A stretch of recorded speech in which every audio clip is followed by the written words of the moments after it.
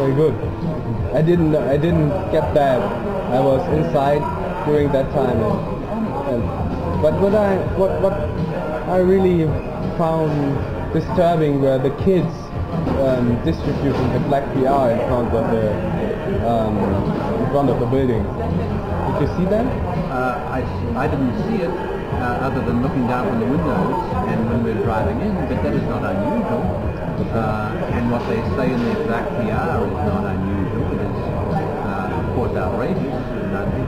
None of us are neo-Nazis, and none of us are stormtroopers and the like, but they call us that anyway, and perhaps someone might sue them eventually for defamation.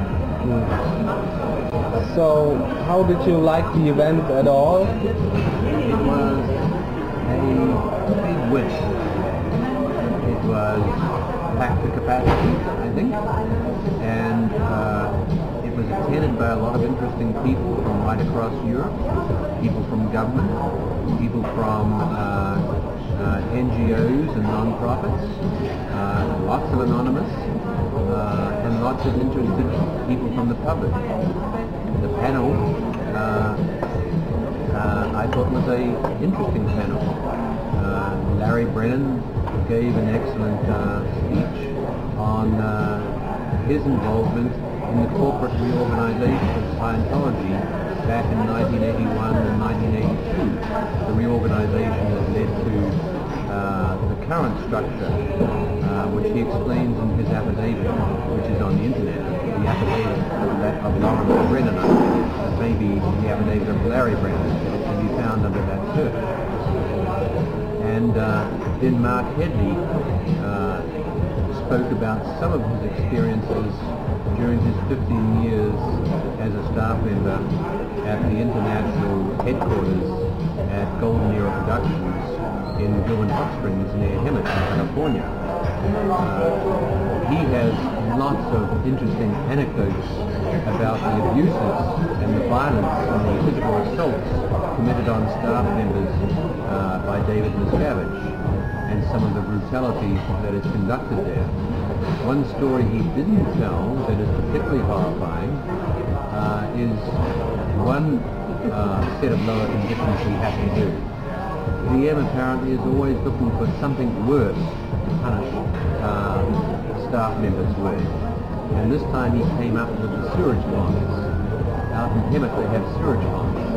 And so Mark Hemet, for one ethics handling, had to spend a number of days working in the sewage ponds, up to his thighs in the sewage, without any protection whatsoever. And that has led to him having permanent respiratory problems. So that's the sort of dangerous thing that Scientology, especially David Miscavage, can engage in. So Mark Headley spoke very emotionally about his experiences at Gold Base. Beghe spoke publicly about his experiences as a celebrity and the sense of betrayal he felt when he discovered the true dark side of Scientology. And you can probably see what he said on the internet.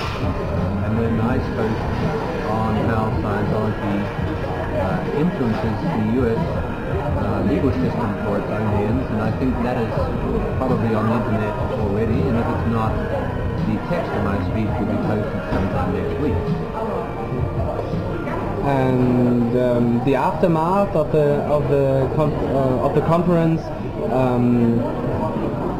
do you know already of things that came out of it? Well, I've just spoken about the public event that was on Thursday evening, but there was a media event, a press conference that morning, and the results of that press conference have already started appearing in the press,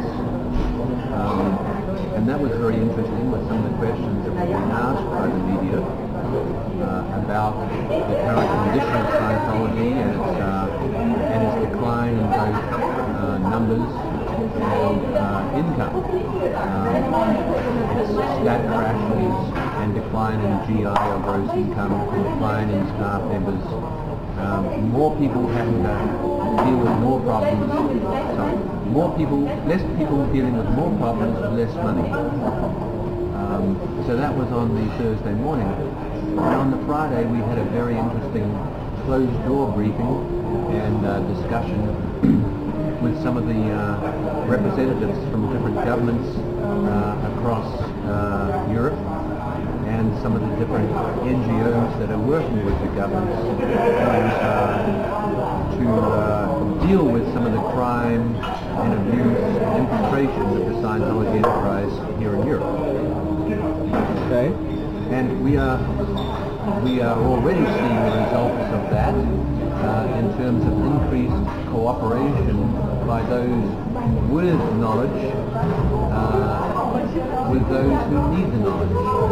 And I'm speaking now of prosecutors and government officials who need the information that some of us have access to, so that they can better do the job they are doing now.